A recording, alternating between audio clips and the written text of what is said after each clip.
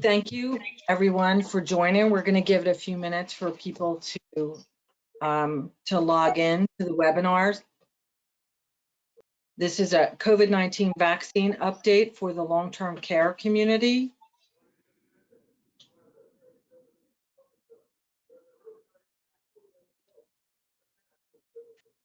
Okay, we're a little bit past starting time, so I'm going to get started.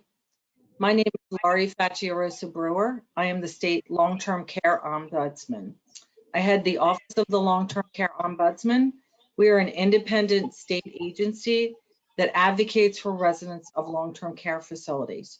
We do that by investigating allegations of abuse, neglect, and exploitation, and also advocating for residents' rights. During the COVID-19 public health emergency, we've been very active in advocating for policy changes and guidelines that will allow families to have greater visitation. As many of you may recall who are on this call, in the very beginning, there was very little visitation allowed. And, it was an incredibly difficult time, as we all recall. One of the organizations that gave rise during that time was FACE New Jersey. And FACE New Jersey is partnering with the Long-Term Care Ombudsman and the Department of Health to host this webinar tonight. So right now I'd like to introduce Laurie Kruthoff, who is the president of New Jersey, FACE New Jersey, and she'll tell you a little bit about that organization. Hi, welcome everyone. As Laurie said, my name is Laurie Kruthoff, and I am the current director of FACE New Jersey. If you're not familiar with FACE, FACE stands for Family Advocate Care Experience, and we are a private Facebook group of over 1,400 members who typically care for either a family member or friend in long-term care. FACE New Jersey was founded back in the summer of 2020 by Bill Borelli. And that was as a result of seeing the impact that the isolation due to the lockdown had on his mother. So Bill founded the organization, and over the course of the past 2 years, we've worked very hard to be able to restore visitation. And that was FACE New Jersey's primary focus, was to end the lockdown and to restore visitation. And as of today, visitation is in place. But we also know that we need to have some overarching federal legislation in place to ensure that in the event of a future lockdown or national health emergency, we don't face the same isolation that we did with COVID-19. So there is legislation on the table. It's HR 3733 at the national level, and FACE New Jersey supports that, as well as looking to implement state level Essential Caregiver Act as well. We've been very fortunate to partner with Laurie and the New Jersey Elder Ombudsman's team, and their team has given FACE New Jersey tremendous support, not just on visitation, but on many other issues. And as the topic tonight is very, very relevant, we do see questions on FACE New Jersey about the vaccinations, what is fully vaccinated, what are quarantine periods. So we really appreciate Dr. Fisher's support, Cassie's support from the Department of Health, and we look forward to the presentation. Thank you. Thanks. So you mentioned Cassie Galashevsky. Kathy is the Executive Director of the Office of Long-Term Care Resiliency in the New Jersey Department of Health. She has over 35 years of experience working in the long-term care industry. Some of the roles she has filled in the industry include Director of Nursing, Regional Director of Clinical Operations for a large healthcare organization. She and her team are charged with supporting and strengthening the 650 long-term care facilities across the state. So wife, mom, and grandmother, and very much understands the plight of long-term care families, as her father suffered from dementia and resided in a nursing home for several years. Cassie, if you could give us a quick update, and I just want to say Cassie's been a great partner with the Ombudsman's Office and with FACE New Jersey. Turning it over to Cassie. All right, good evening, everybody, and thank you very much for taking time to get on this important webinar. And we're really blessed to have Dr. Fisher join us this evening. So I'll take the opportunity to thank all of these folks that are on here, Laurie, Dr. Fisher, and Laurie, who is hosting this from New Jersey FACE for putting this all together. So let me kind of give you some facts of where we are right now. So currently there are well over 650 nursing facilities in the state of New Jersey. Our office, the Office of Long-Term Care Resiliency, does in fact support and strengthen those nursing homes. We've been doing that since February of 2021, where the Department of Health actually put this very unique office into place. So I'm going to give you a review of where we're at right now. Of those 650 facilities in the state of New Jersey, 391 of them are experiencing outbreaks of some sort. So we are still in the thick of this. This is not over. We have a very dangerous variant that's out there. We have some booster information. I will give you that. Our resident booster information in the center is 74.2%. That's for our first set of boosters. Our second set of boosters aren't as well. It's 38.9%. I'll give you the staffing booster rates. So for the regular vaccination series for the staff, we have 93.6%. And the booster rates, first booster, we have a good response at 78%. Now, so what we know, and Dr. Fisher will get into this a little bit more, we know that these boosters reduce your likelihood of getting serious illness, and that goes without saying, along with our residents in the nursing centers. So I just want you guys to know that we're in the thick of this. The Department of Health is engaged every single day on prevention and mitigation of these outbreaks in our centers. So I'm going to turn this over to Dr. Fisher. She'll walk you through some of the basics, and she'll bring you up to speed on some of the things I did not cover. So Lori, Dr. Fisher, thank you. Yeah, I do want to do a quick introduction of Dr. Fisher. She received her undergraduate education at Susquehanna University, her medical degree from University of California at Los Angeles School of Medicine, completed her pediatric residency and fellowship training at pediatric infectious diseases at St. Christopher's Hospital for Children. Prior to joining the Department of Health, she served as chair of pediatrics at the Unterberg Children's Hospital and Monmouth Medical School. She joined the Department of Health as a special advisor to the Commissioner of Health in October of 2020. She continues at Monmouth Medical Center as a medical director of clinical and academic excellence and clinical professor of pediatrics, Rutgers Robert Wood Johnson School of Medicine. She has many more accolades, but I will turn it over to her so she can start the presentation. We are very honored to have her here today. Thank you. Thank you, and it's really a pleasure and honor for me to be here and talk with you tonight. We're going to talk about the COVID-19 vaccines, and whenever I talk about anything having to do with COVID, and my screen is just, there we go, I always start with this disclaimer, because even now, even 2 years into this pandemic, we are still getting new information daily, and the illness is evolving daily. So at the beginning of this, we didn't know anything about variants. Now we know that variants continue to pop up all the time. So because this information is changing and evolving, our recommendations have to change frequently as well. So what you're hearing from me today may be outdated very soon.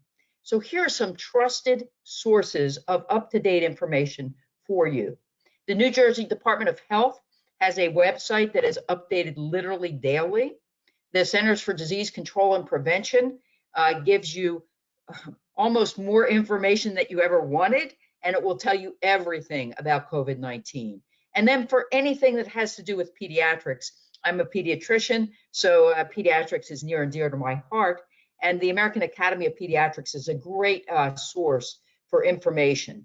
We have the New Jersey chapter of the American Academy of Pediatrics, and then the national organization. And then healthychildren.org is actually a website for parents. It's specifically developed to help parents answer any questions about their children. And it's available in English and Spanish. So I know that this is a talk about long-term care, but there certainly are some children who require long-term care.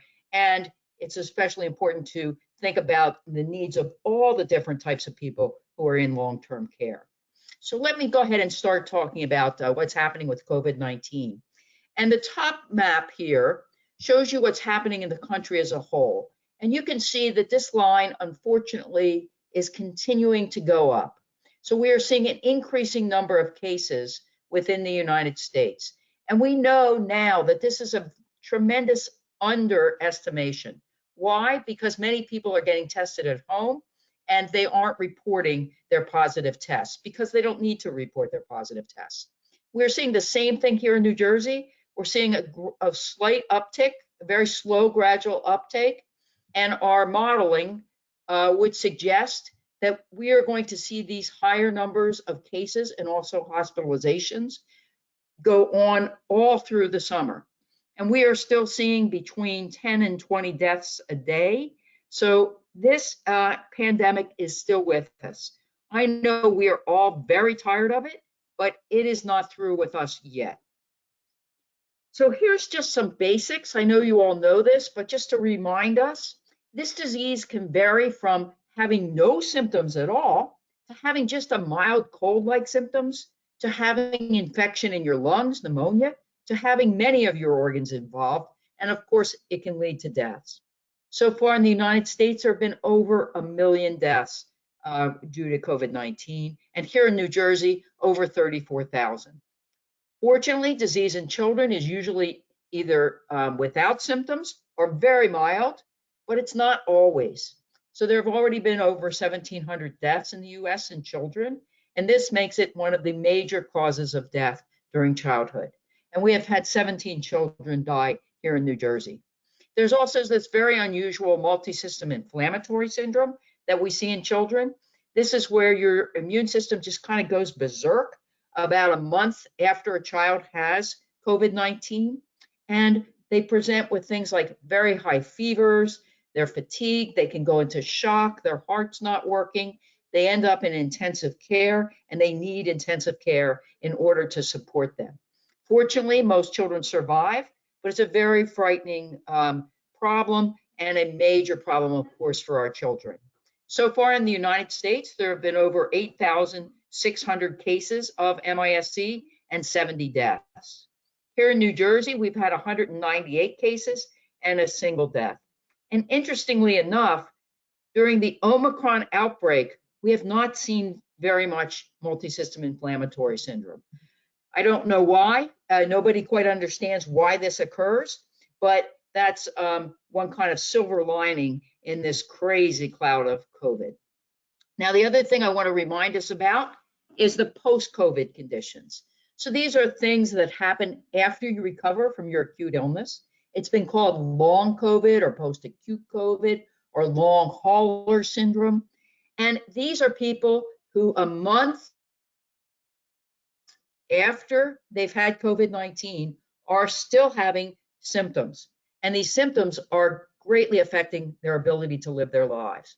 So they may have trouble breathing. They may be very tired or fatigued, and it gets worse after even minimal activity. They may have cough, and they have pains everywhere, pain in their chest, pain in their stomach, headaches, palpitations, joint and muscle pains. Also, they can have diarrhea, trouble sleeping, pins and needles feelings in your fingers and toes, fevers, dizziness when you stand up, a whole variety of different rashes, changes in mood, difficulty with smell and taste, and then changes in the menstrual cycle. And probably most concerning is this thing called brain fog. And what brain fog is, it's an inability to concentrate. You read a paragraph of a book and you don't know what you just read. Children have trouble learning new things. Adults have trouble as well with short-term memory. And this can be mild or it can be significant and really interfere with your ability to cope. Now, how often does long COVID happen?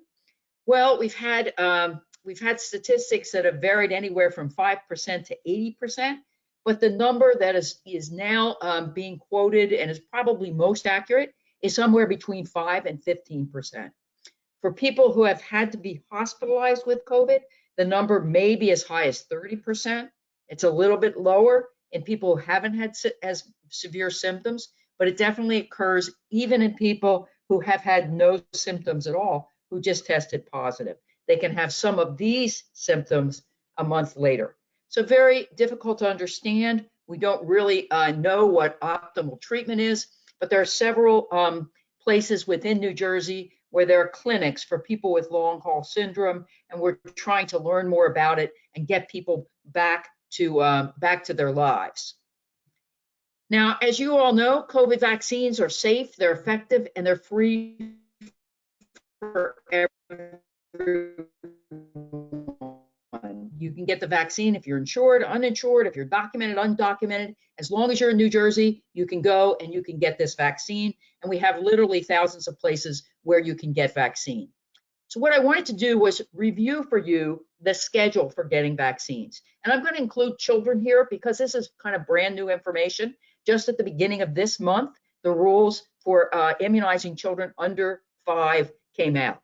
So for children that are between 6 months and 4 years of age, if they get the Pfizer vaccine, they would get a 3-dose series. So they get a dose now, another dose in 3 to 8 weeks, and then another dose in 4 weeks after that.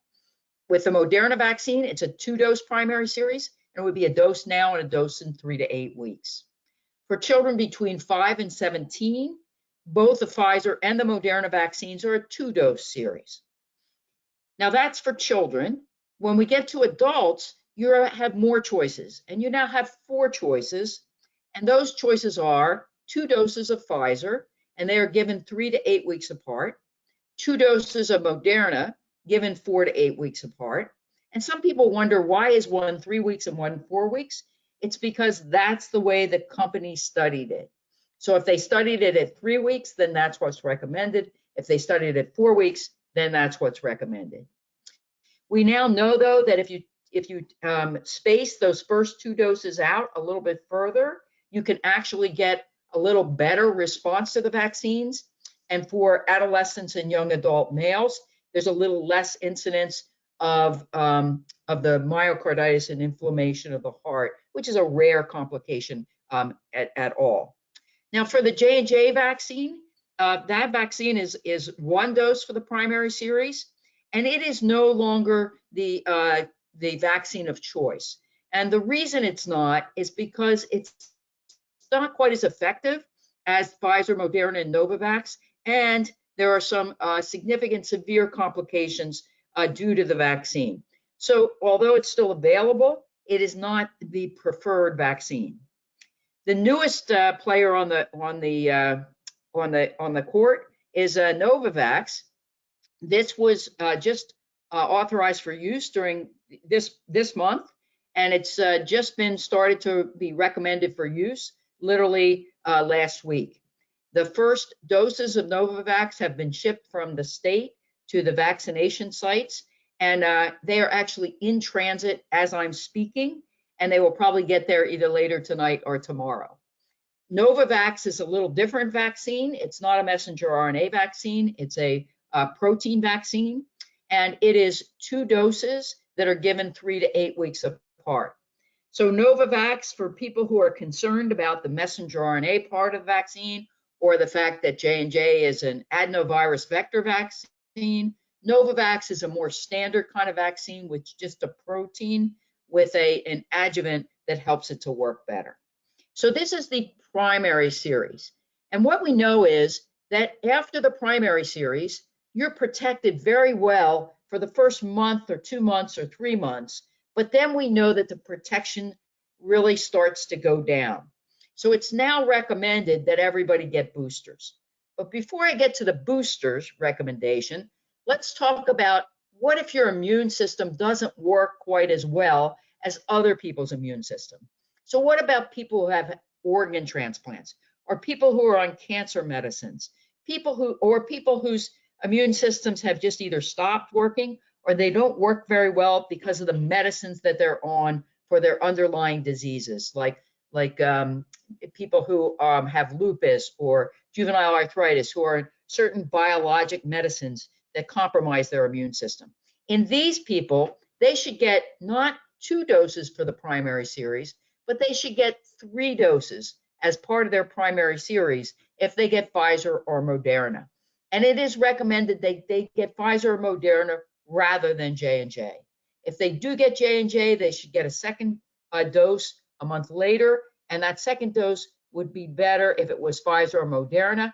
And then these people need booster doses, and pretty quickly. So the booster dose for Pfizer and Moderna is 3 months later. The booster dose for J&J, or following the first J&J, is 2 months later. So people whose immune system's not working as well would get an extra dose of the vaccine to try to give them a a higher likelihood of responding. Now let's get to those boosters. So boosters are now recommended for everyone 5 years of age and older. We don't recommend them yet for the children under 5 because remember, we've just started this month immunizing them, so it's not time for them to get boosters yet. But for anyone else who's gotten their primary series, so they've gotten their 2 doses of Pfizer, Moderna, or their single dose of J&J, then they are eligible for a booster dose 5 months after that second dose. For Pfizer, it's the same dose as you get for the first 2 doses. For Moderna, it's a half dose. Now, it's important to remember that Moderna was just authorized for use in children, and it's not yet authorized as a booster dose for children. But the Pfizer is authorized as a booster dose for all ages starting at 5 and older. For J&J, this is an adults-only vaccine, and you would give a booster dose 2 months after the first dose. And again, it's preferred that it be Pfizer or Moderna. For Novavax, it is not yet authorized for boosters. And remember, we're just starting to give it now for the primary series. So it'll take a little while until we get enough information to say, yep, we can also start using Novavax for booster doses. Now, for your booster dose, if you got Pfizer to start with, you can get a booster dose with Moderna. If you got Moderna to start with, you can get a Pfizer booster. Or you can get a J&J. If you started with J&J, you can now go to Pfizer or you can go to Moderna. So that mixing and matching is allowed for the boosters, whereas with the primary series, you should stay with the same vaccine. There's also now second boosters. If it wasn't complicated enough, now we also have a recommendation for second boosters for certain individuals. And that recommendation is for everyone over 50 years of age. And the reason is we know as we get older, our immune systems are not as robust. So instead of us having a great response to a booster and staying protected for months and months, our protection starts to drop off. So this second booster is recommended to get us back up to that same level of protection. The other group that it's recommended for are anyone between the ages of 12 and older who's moderately or severely immunocompromised. And for people who got 2 doses of J&J, it is recommended that they get a second booster because we know the response to the J&J vaccine was just not quite as good. That second booster is either a Pfizer or a Moderna vaccine, and it's given 4 months after you received your first booster. Okay, so that's the schedule. Now, this is a study that shows us very clearly why we need boosters. So this is a response in US veterans, and it looked at people who got either the Moderna vaccine, the Pfizer vaccine, or the Janssen J&J vaccine. And what you can see is over time, and this is 6 months from the top of the chart out here, 6 months later, you can see that your protection has dropped. It dropped the most with J&J. It dropped to a little less than 50% for Pfizer and to a little less than 60% for Moderna. Now, the good news is a very nice study from the UK during the Omicron surge showed that if you give that booster dose, you can boost that protection up. And we always like to know our own US information, and just published this month in the weekly morbidity and mortality report, there were 2 studies that showed that if you got a booster dose, your protection went dramatically up, protection against hospitalization and against ending up in an ICU. And if you got the second booster, once again, your protection went up. So we have good evidence that these boosters work, and that's why we're so much encouraging everyone get a booster as soon as you're eligible for it. Don't wait, get the booster to get yourself maximal protection. So that's my message to you. Protect yourself and your family and get the booster dose. Some people are wondering, well, what if there's a new vaccine that comes out in the fall? Will I still be able to get a booster? And the answer is yes, you will. So don't hold off getting one now, because if you do, you may end up getting COVID and long COVID and everything else as a problem. Whereas if you get your booster now, you will increase your own level of protection against COVID-19. And I'm telling you what to do for you and your families. And I particularly want you to remember this for all of your family members who are in long-term care. Get them protected. Make sure they get that first booster dose. And more importantly, make sure now they get the second booster dose. So how are we doing with boosters and booster doses here in New Jersey? So if we look at the older people, you know, the baby boomers, you can see that 100% of baby boomers got the primary series. And if we go down here in the purple bubble, we can see that 3/4 of them, 75%, have gotten their first booster. We're not doing quite as well on the second boosters. It's only about 35%. So we'd like to see that number be even higher. And you can see we're doing very well in the over 80 group as well. We're not getting to as many of the children, and we would like to get more of these children protected, particularly before they go back to school. And we want them protected so they don't bring the COVID into their elders. So we really want to be sure that all ages are protected. This is how we're doing overall in second boosters, and you can see it's about 31%, almost 32% of our eligible population in New Jersey have gotten that second booster. But this is a number we would like to be much, much higher. We would like it to be more like 70, 80%. I know we all have COVID fatigue, but we really are trying to get people protected so that we can cut down on the transmission of this virus. Now, what else can we do? So I wanted to show you this picture. This is a picture of a person sneezing. And what you see is when you sneeze, all these little droplets of spit go out into the air. And I want you to see something else. You see how most of them are falling to the ground within about 3 to 6 feet of you. However, some do stay up in the air for a little bit longer distance. Now, if this person has COVID-19, then when he sneezes or coughs or talks or sings, along with that spit goes out the virus. So what could we do to stop it? Easy. Put on a mask. If he had a mask on, then all of those particles would go into the mask instead of out into the air. So here's what we can do to help prevent the spread of this disease. And this is particularly important if you are at higher risk, like I am. If you're older, do these things to help protect yourself. Wear a mask when you're indoors, when you're in a state where there's high transmission, and that would be almost the entire state of New Jersey. Stay 6 feet away from other people. The 6 feet is because that's where the droplets go. Avoid poorly ventilated spaces and crowds, because when you're in a crowd, you can't keep that distance.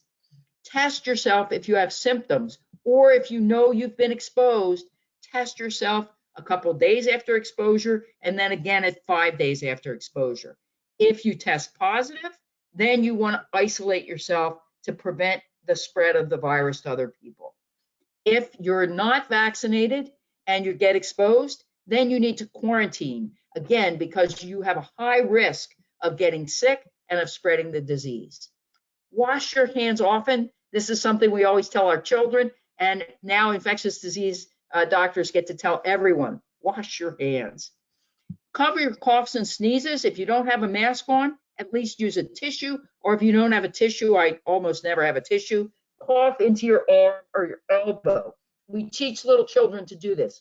Cough into your arm so that all those little sprays don't go out into the air, but onto your shirt or onto your elbow. Clean and disinfect, particularly high-risk areas or high-touch areas. Monitor your own health daily, and if you feel sick, test yourself to see if you're infected.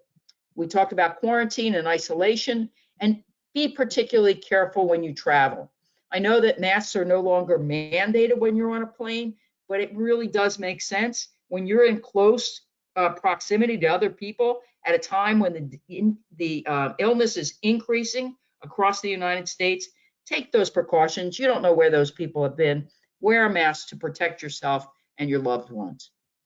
And I want to stop there and just say we'd love for you all to help us spread the word and let people know that the vaccine is out there and that we want everyone to be up to date with their vaccines. That means that you get whichever vaccine dose that you're eligible for. August is National Immunization Month, so it's a good time for all of us to look at which vaccines we've gotten in the past and see if there's anything else that maybe we should get. So for someone my age, have you gotten the zoster vaccine? Have you gotten the pneumonia vaccine? For younger children, have they gotten all the other vaccines that will protect them from the vaccine diseases? So I'm going to stop sharing at this point, and we'll go to the questions. Thanks so much, Dr. Fisher, for all that really important information. I do want to mention to the participants that you can type your questions into the questions section, and we will answer those. So a question that we have is, as an educator, what are some of the techniques that you think are most effective in convincing vaccine skeptical people to get vaccinated? So I'm happy to talk about that one. I think sometimes what we don't do very well is listen. So I think one of the most important things to do is listen to the person's concerns. Try to figure out what is it that they're worried about. And sometimes it's a misperception or misinformation that they have about the vaccine. And you'll know that there have been all kinds of ridiculous rumors on the web. You know, things like that there's magnets in the vaccines and it will magnetize you. If that's what they're worried about, it's pretty easy to tell them, oh, I have great news for you. There's no magnets in there. There's no tracking system in there. This is a vaccine that's designed to protect you against this disease. Sometimes they have other concerns. And often it's because they've gotten the wrong information or because they think they're not at risk. So a lot of people think, well, I had COVID-19, so I don't need the vaccine. What we know is natural immunity is good, but it's not perfect. And we now know that more and more people, particularly with the Omicron variant, are getting COVID more than once. If you're vaccinated, the chances of you, if you've had disease and you're vaccinated, the chance of you getting a second case is much, much lower. So that's the way to go. That's what we want to do. We want to protect as many people as we can. And that's really what I try to talk to people about. I try to understand exactly what their concern is and then talk to them about that. The other thing I like to remind people is that this vaccine has now been given to literally hundreds of millions of people. So we know that it's a safe vaccine. The safety tracking is more than it's been for anything else in our country. And we have many, many systems that are tracking for any complications. And when we see there's any problems, they're analyzed immediately to see if it's still safe to use the vaccine. And that's why we're no longer recommending the J&J vaccine. It's because the safety monitoring showed that there are some very rare clotting problems after that vaccine. You do not see them with the messenger RNA vaccines or with the Novavax vaccine. So that's why there's now a preference for the different vaccines. Thanks so much for that answer. We have a question, and maybe this would be for Cassie. The question is, what is the quarantine guidelines for nursing homes? Okay, so good question. And just know before I give some of these answers, we are looking at these quarantine and isolation precautions all the time, especially when it comes to our long-term care facilities.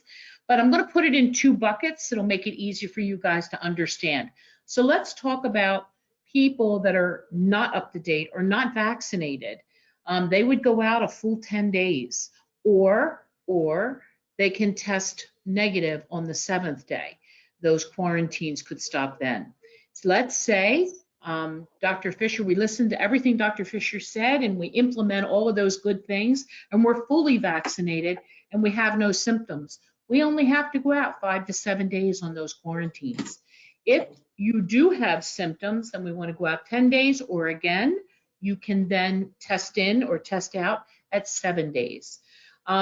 Because that can be so confusing, we're going to be more than happy to make sure that we give Lori this information and she can get this up on the Face New Jersey webpage so that you will have that if you need it, okay? I just want to say one other thing, Lori, if I may, about the boosters, just to complement Dr. Fisher's presentation. In the long-term care facilities, we here at the Department of Health know that these centers are very much struggling to keep up with this.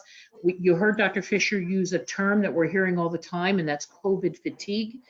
What we want to understand here is we have asked all of our pharmacy consultants, all of our pharmacy facilities, our supplying pharmacies, to have these vaccines not only readily available to the residents and staff, but also have offered to come in and have booster clinics in the centers. So we're doing everything in our power to get these boosters out to our very compromised patients as soon as possible. If we want our loved ones to get the vaccinations, we got to practice what we preach, right? You heard in my bio, I'm a grandmom. I got to wear my mask when I'm out if I want my grandchildren to wear their masks, right? We have to practice what we preach. I'm the only one walking in Wawa with the mask on. That's me. You can see me a mile away. So if you want your loved one in the nursing homes and the long-term care centers to get their boosters, you need to get your boosters, okay? So we need you to be healthy too. Thank you for that question, Lori. Thanks. I have another question. What is your thinking on quarantining of memory care residents with COVID? Over the past 3 weeks, my mother with dementia and more than 10 of her peers were quarantined upstairs in rooms by themselves for 10 days. All are twice boosted. I would say, I would like you to call our office on that one. I don't know if you disagree with that, Cassie, because if they're twice boosted, I would need some more facts to understand why they would need to be quarantined in that way. Yeah, and I think Lori's answer speaks volumes to these are human beings with individual issues and quarantine isolation precautions that we have to take into consideration. When you're dealing with dementia patients, it's very difficult to quarantine them. And so we have to think out of the box. How is that going to look on a dementia unit? And what can we do to do everything in our power not to spread this, to mitigate, but at the same token, make sure that we're not violating anybody's rights. And sometimes that takes one of us to call the centers. Sometimes that takes our ombudsman to get out there, or even one of our survey teams to get out there. It's not one answer. It's more than one answer. So thank you. That's so right. Question. And thanks for that question. And Cassie and I throughout our offices have worked together where we identified something where we weren't quite sure that was really what the guidance suggested. If they agreed with us, they would make a call out to the center.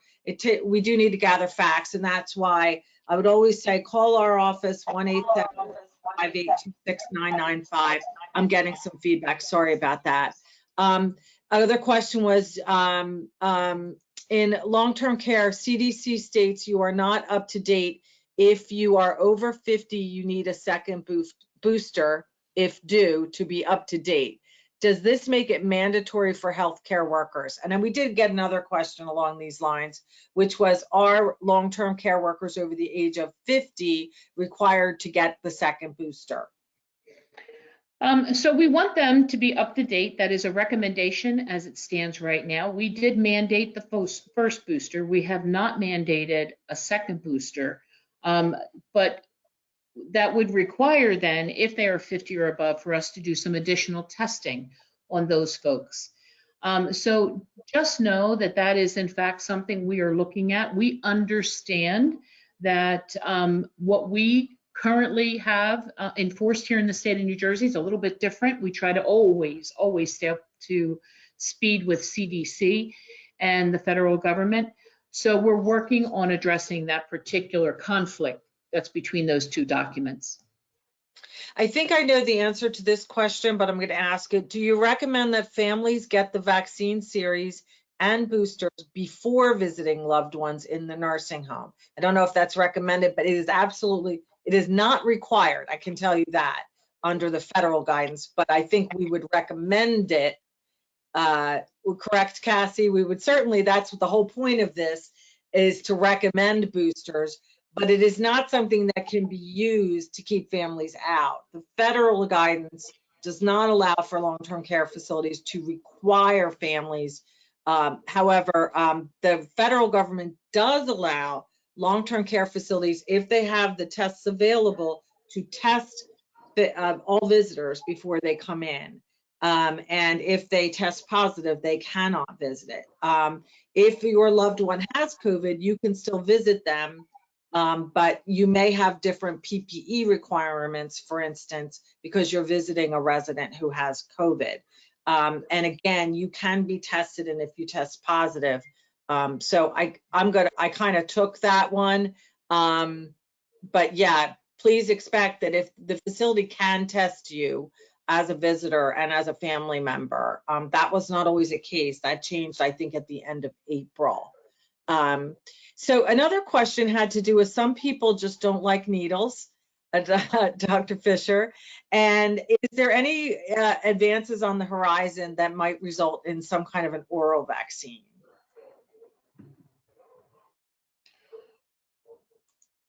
I think you're muted. I can't hear you. Sure. It's unlikely that there will be an oral vaccine, but they are. So it says I'm unmuted. Can you hear me now? We can hear you. Yes. Okay, perfect. It's unlikely that there will be an oral vaccine, just because of the fact that once you swallow it, it goes to your stomach acids may destroy it, but it's very possible there will be a nasal spray.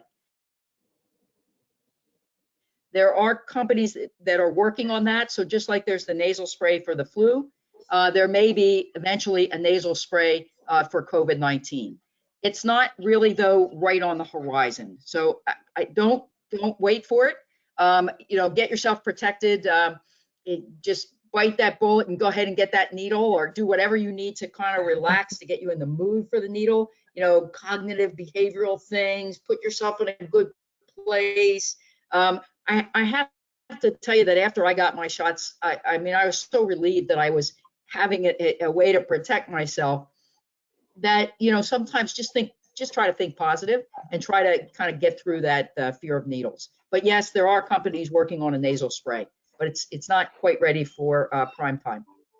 Hey, Lori, can I just say something here? And maybe we could get Absolutely. Dr. Fisher to weigh in. I am over the age of 60, and I will share with everybody here, I am the first one in line for the boosters. I am just fanatical about this. And here, I want you to know, about a month and a half, 2 months ago, I actually got COVID. Very, very mild, because I am boosted, but I'm very diligent. I saw the signs. I work in an office environment. I didn't want to take it in. I tested positive, and they put me on an antiviral medication. And I have to tell you, by the next day, I felt better. Now, of course, everybody's different, but I think this would be a good opportunity, just in case we get taken away with some of this conversation. If Dr. Fisher would just speak to some of the therapeutics, the excellent therapeutics that are out there. Great idea. Great idea. That's a wonderful point, and we are really now in a much better place with this pandemic. The president of the United States got COVID, but the oral medicine called Paxlovid is available. It's available to anyone in New Jersey who tests positive. There's a website you can go to. If you go to the Department of Health website, you can click and find out exactly which pharmacies have the Paxlovid available. You do need a doctor's prescription or a pharmacist to prescribe it. So there are lots of pharmacists who will have the ability to prescribe it. I think it's important that we all have primary care doctors, and, talk to your doctor, get your doctor to prescribe it. It's best when it's taken within the first 5 days, and you need to take it before you get very sick. So as soon as you test positive, you should start on that Paxlovid if you are a person who's at risk to get severe COVID. Now, if you're 20, 25, 30, and you don't have any risk factors, then there's no evidence in that population that the Paxlovid makes much difference. But if you're 50 and over, and certainly if you're as old as I am, as old as dirt, yes, get that Paxlovid right away. And yours is not the only story of people who really feel better within a day or two. You may have heard, Dr. Fauci was famous for describing his problem, that he had a little relapse 5 days after he stopped this Paxlovid, or soon after he stopped it.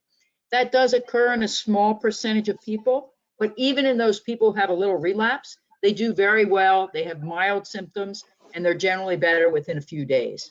So that's one thing we have, is this Paxlovid. Another thing we now have, which can be particularly important if you have a loved one whose immune system is not working very well, and you're concerned they may not be able to respond to the vaccine. Maybe they're on cancer therapy, maybe they're on medicines to control their disease that interfere with their ability to respond to vaccine. We now have something called Evusheld. It's what we call a monoclonal antibody. So what was done is an antibody against the SARS-CoV-2 virus was made in the laboratory. And in this case, it's 2 different antibodies, and they are very long lasting. Most antibodies last for about a month, but these last for about 3 to 5 months. So you get 1 dose of each of the monoclonal antibodies for the Evusheld. It has to be given in the butt because it's a pretty good volume, and that protects a person for about 6 months. And then you get another injection.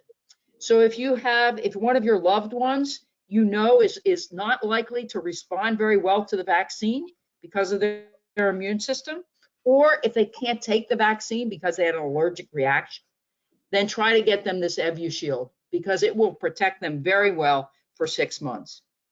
There are also some other antivirals that we have. There's another monoclonal called bebtelovimab, which is used in people who have mild illness, who are not yet sick enough to be in the hospital, but it has to be given by an infusion into a vein, and the infusion is over a short period of time, but then you have to be watched for an hour to make sure you don't have any side effects. There's also a medicine called remdesivir, which is a medicine that was developed to treat people with COVID.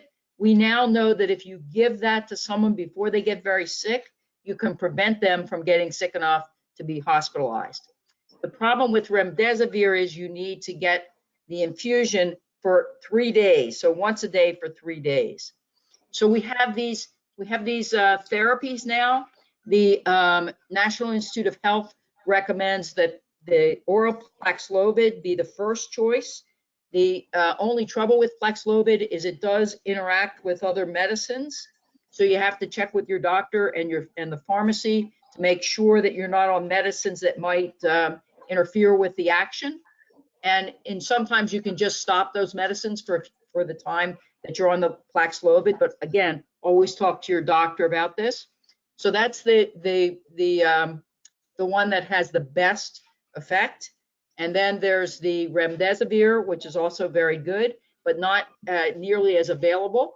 And then there's the bebtelovimab, the other monoclonal that's available after you get sick. And then remember that Evusheld before you get sick to protect you from getting sick. So we have lots of things now that we didn't have a year ago or even 6 months ago. We sure do. And they're free. And they're free. Yeah. We have a Yes, question. and they're all free. If you have just recovered from COVID, how long do you put off vaccination? So that's a wonderful question, and the advice has really gone back and forth on this. So my advice to you is, first of all, we want you to feel better and be out of isolation before you get the vaccine. So that's going to be at least 10 days from the time that you started. And if it's a little bit longer, that's fine as well. If you prefer to wait for a little bit longer, you are probably protected for at least a few months from the natural disease. But you know, these variants keep changing, and they're not as your disease is not as protective against the variants as it used to be. So I would not wait too long. I would definitely wait until you feel better, and then I would go ahead and get a booster dose if you're eligible, or you know, whichever vaccine you need if you're eligible. And the same is true for children. If a child had COVID, you give them a shot, you actually give them an even better immune response, and it lasts longer and it's broader. Someone asked, please clarify what 50 and over means, because I just turned 50. That's not me. I didn't just turn 50. That's I'm just reading the question. I wish that was the case. Yep.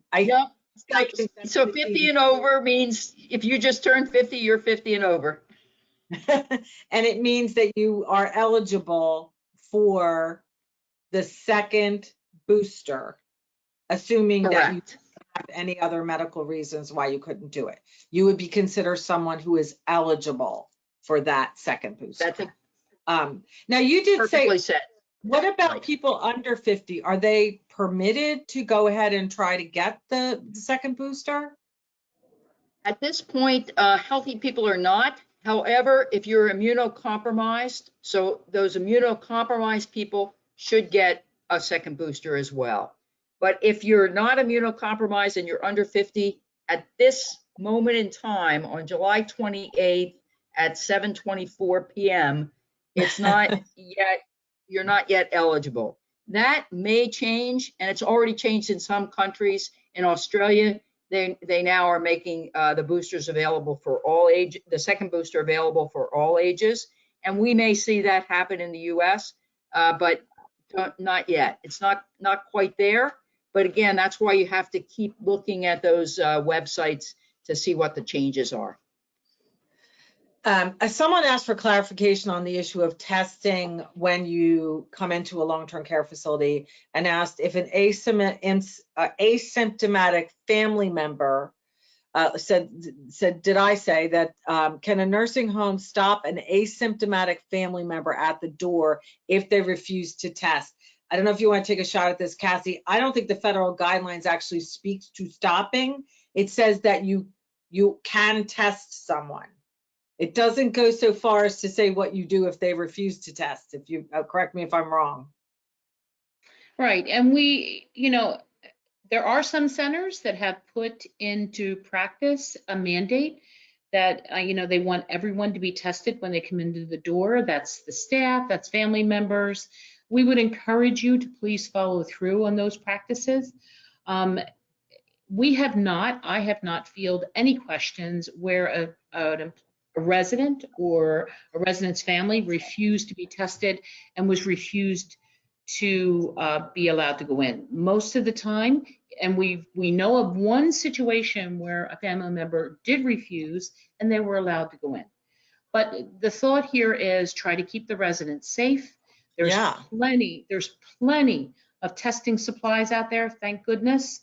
You know, the New Jersey really tries to stay up on all of those supplies. We, out of our office, make sure that all the long-term care centers do a survey almost daily to make sure that they have enough supplies, enough PPEs, and if they don't, we'll assist them with those kind of things. So the answer to that is we don't want to ever restrict anybody from visitation. So if you encounter a situation like that, let Lori know or call the Department of Health and we'll try to intervene. Right. We also have another question. What are your thoughts on a third booster vaccine, Dr. Fisher? Hey, let me unmute. It's very likely that there will be another booster developed where the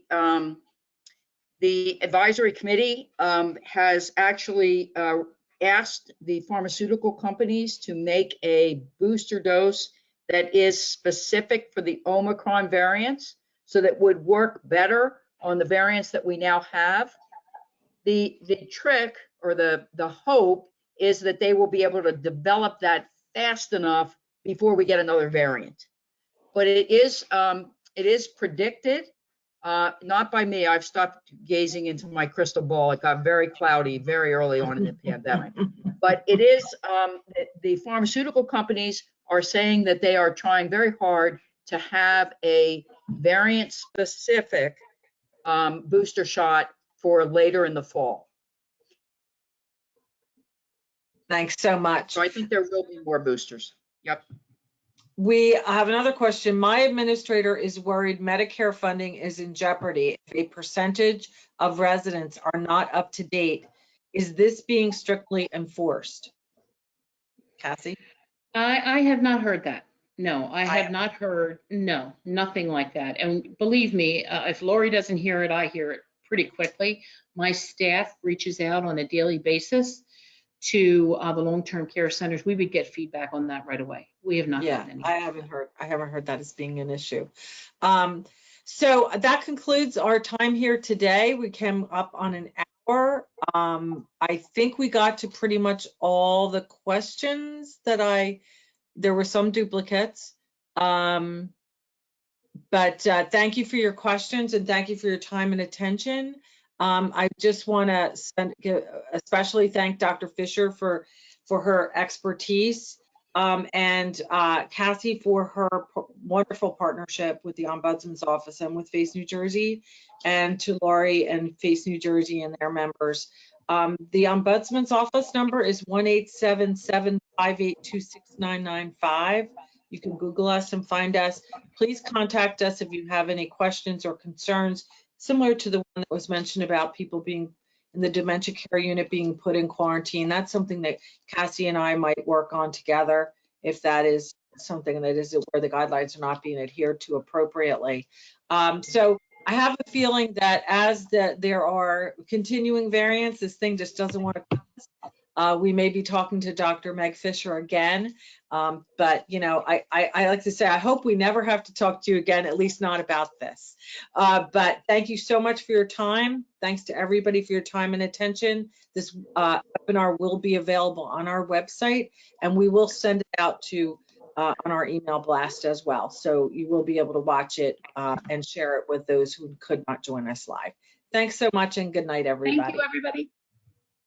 Good night. Thanks, everyone. Take care. Stay safe. You're the best, Dr. Fisher.